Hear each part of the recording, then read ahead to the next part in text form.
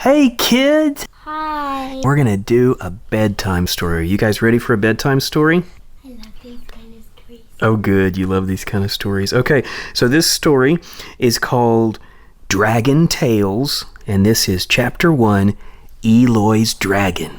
Eloy's? Are you ready? Alright, here we go. There once was a little boy.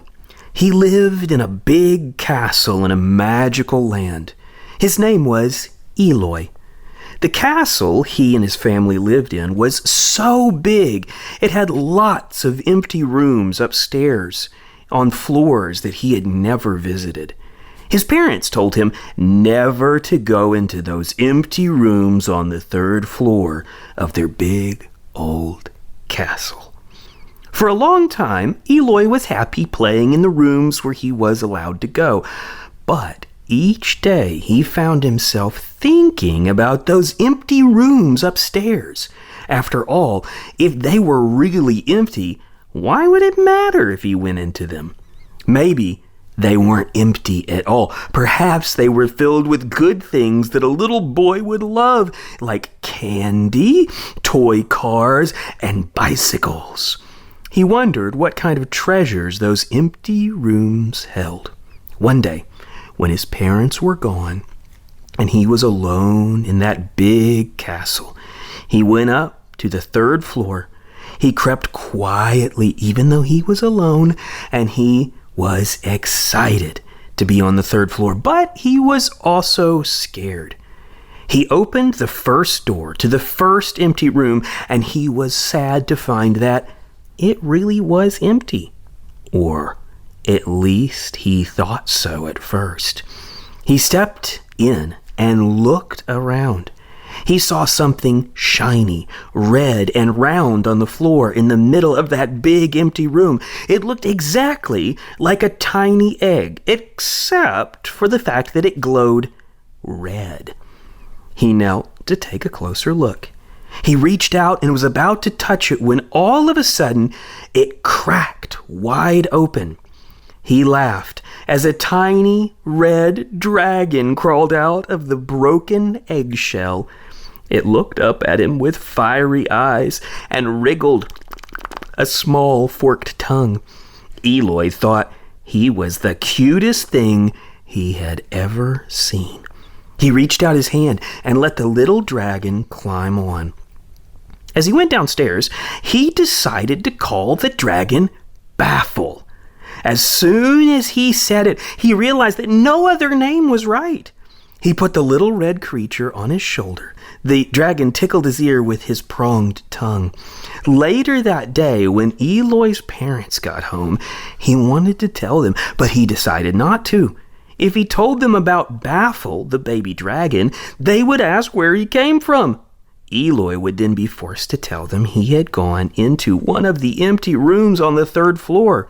No, he thought, he would have to keep it a secret. There were lots of times over the next few days when Eloy's parents looked right at the place where little Baffle was, and they didn't see him. It didn't take long before Eloy realized that his parents couldn't see the dragon. What luck, Eloy thought. I've got an invisible fire dragon. One day, Eloy's parents told him to clean his room. Eloy didn't want to. He was having fun drawing pictures of Baffle. The little red dragon was having fun too, posing for the pictures. Eloy decided to ignore and disobey his parents. At the very second that Eloy decided to disobey his mom, Baffle grew 3 inches longer. Eloy was amazed. Not long after that, Eloy lost his temper with his little sister, Ely. As soon as he yelled at her, once again Baffle grew 5 inches. Another time, Eloy told a lie to his dad. Even though his dad couldn't see it, Baffle grew 9 inches longer and started to talk to Eloy. Before long, Baffle would hardly fit in Eloy's room because he was so big, and Baffle wouldn't stop talking. He loved his dragon, but he was starting to feel crowded, and he was scared of the things Baffle told him to do. Each time his parents told him to do something, Baffle would say, "Don't do what your parents say. They are just trying to keep you from having fun."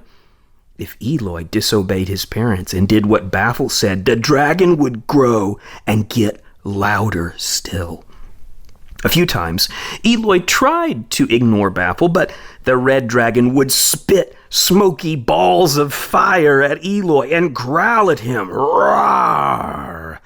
Baffle had become too hot to handle and too hard to harness. Almost every second of the day, Baffle was telling Eloy to do something bad. It got to the point where Eloy was doing every bad thing his red dragon told him to do because it was easier than resisting.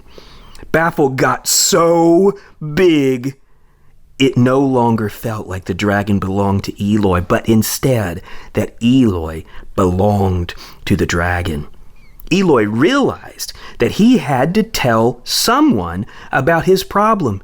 He went to his youngest brother, Eloy, but he was too little to understand.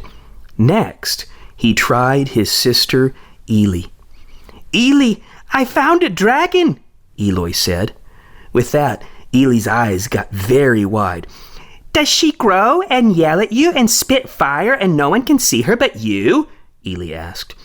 "My dragon's a boy, but he does grow and yells and spits fire and no one can see him but me," Eloy said. But then he added, "Hey, how did you know all that?" "I have one too. I named her Baffle," Eloy said. Eloy was so surprised he could have eaten his own fingers. "I named mine Baffle too," Eloy said. They stared at each other for a long time before either spoke. "Is your Baffle screaming at you right now?" Eloy asked. "Yes, is yours?" Eloy asked. "Yeah, he doesn't want me to tell anyone about him," Eloy said.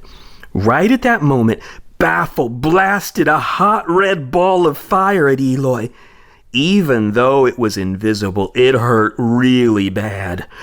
"Ooh, so, what do we do?" Eloy said.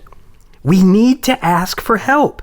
I think we should go see Wizard Wadley Wobblewog," Eloy said as she jumped, probably because Baffle was shooting her with invisible fire too. "Who's Wizard Wadley Wobblewog?" Eloy asked. "He's a wise wizard who lives in a soggy log near the Hog Dog Bog." "So you're saying we need to go see the wise wizard Wadley Wobblewog in a soggy log near Hog Dog Bog?" Eloy asked. "Well, I don't think I can say all that, but yes, I think he'll know exactly what to do. He's just the sort that would know how to deal with the dragon problem," Eloy said. They began packing their things right away. With their baffles growling at them both, they decided to set out on their journey the next morning, since it would be a Saturday and they didn't have school. To be continued. Find out what happens in the next chapter of the Dragon Tales. I have some questions to talk to you about after the story. Did you notice in the story that it talked a little bit about temptation and sin? It didn't use those words, but it was the same thing. Do you know what temptation is? Temptation is when you want to do a sin really bad. Do you know what a sin is? What? A sin, do you know? Yeah, what is it? It's something when you do when you're not supposed to do it. That's right. Like in the story where he didn't clean up his room. That's right. So a sin is when you disobey what God wants you to do, or when you disobey what your parents want you to do, or when you do something bad. That's exactly right. So can you name some sins? Can you think of any? Some of the things we just said. Not obeying your mom or dad. That's a good one, yeah. I mean, it's not a good one to do, but that's true. Not obeying your mom or dad. Another one would be hurting other people on purpose. Have you ever hurt somebody on purpose? Yes. Yeah, sometimes. Yeah, and that's a sin, isn't it? Yeah. Another one might be saying mean things.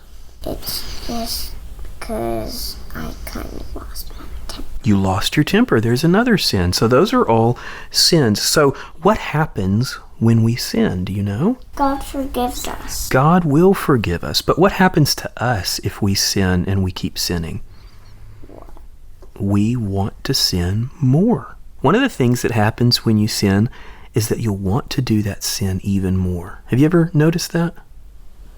Have you ever noticed that when you sin, sometimes you want to do it more? It's kind of like how Baffle, you remember how when Eloy did something bad, Baffle got bigger and stronger and louder, and it got to the point where Eloy couldn't ignore Baffle anymore. He couldn't say no to Baffle, and so he started to do whatever Baffle told him. Well, do you know sin is kind of like that? Baffle's not real. Yeah, Baffle's make-believe. It's a story that helps us understand something about sin. Baffle's kind of like that angel that's bad. That angel that's bad. Yeah, do you remember his name? No. Satan. That's right. Yeah, he's a fallen angel. So Baffle's kind of like that. And he's even a red dragon. He's even a red dragon, yeah. So Baffle kind of represents sin, and as we sin, it becomes easier and easier to sin. Or we could think of it this way, harder and harder to stop sinning. Have you ever noticed that? That sometimes it's hard to not sin? It's hard to... It's kind of fun. But it's kind of fun, yeah. But after a while, it kind of gets bad because your parents don't like it. That's true, yeah. It kind of can get bad. Temptation is when we want to do a sin really bad. So when we have temptation, that means we want to do a sin. So what could we do about wanting to do sin really bad? Should we just do the sin? No. Should we just try really, really hard not to do the sin? No. Yeah, that doesn't... We just shouldn't do it. Did you know that Jesus actually gives us a way to get out of sin and out of temptation? Did you ever hear that? Well, I'm glad you asked. So we can't really do it on our own. So here, look at Daddy. Look how Daddy is pretty big and pretty strong, right? But even Daddy can't say no to sin on his own. Daddy needs help. Who do you think helps Daddy to work on? Who are you pointing at? Who? God. God helps. But what does Daddy need to do in order to get God to help me not sin? Well, believe, that's true. Believe first. But then what do I do when I'm feeling like I really want to sin? Like if I feel like I want to lose my temper? What is that? Praying. That's right. Okay, do you know this? I'll tell you what let's do. Let's read a verse. Do you want to read a verse together? Yeah. This was a time when Jesus was telling his disciples that they needed to stay awake. He wanted them to stay awake. He said he didn't want them to go to bed yet because some important things were going to happen. But you know what? They were really, really tempted to go to sleep because they were really tired. So notice what Jesus says. He said, pray for strength against temptation. Can you say that? Pray for strength against temptation. There you go. Pray for strength against temptation. So what that means is when they're tempted, when they want to sin really bad, what Jesus is telling them to do is to pray about it. Pray that God would help them not sin. Let's say that brother has a toy of yours and you want to rip it out of his hand so bad. And you think, I can't help it. I just have to rip it out of his hands. But what could you do? You could pray, couldn't you? And what would you say? God, please help me not to do it. That's right. You could say, God, please help me not to do a bad thing. Eli actually ripped something out of my hand today. Did he really? A stick. Well, I wonder if he prayed about it beforehand. I bet not. No. I wonder if he could have resisted if he would have asked the Lord to help him. Know that he should. Let me just give you an example and then we'll finish up. So here's a prayer that we can pray. And this is a prayer that Daddy prays pretty often, or something like this. It might go like this. Here, listen. Lord, help me not to do what is wrong, but to do what is right. Amen. Would that be a pretty easy prayer to pray? Mm-hmm. I think so. Lord, help me not to do what is wrong, but to do what is right. Would you want to pray that even tonight, maybe, before we go to bed? Yeah? Okay. All right. Oh, you're being silly. You know what? I think we're getting so silly, we probably better let All right. Well, thanks for listening, everybody, and we will see you, or maybe hear you, on the next episode.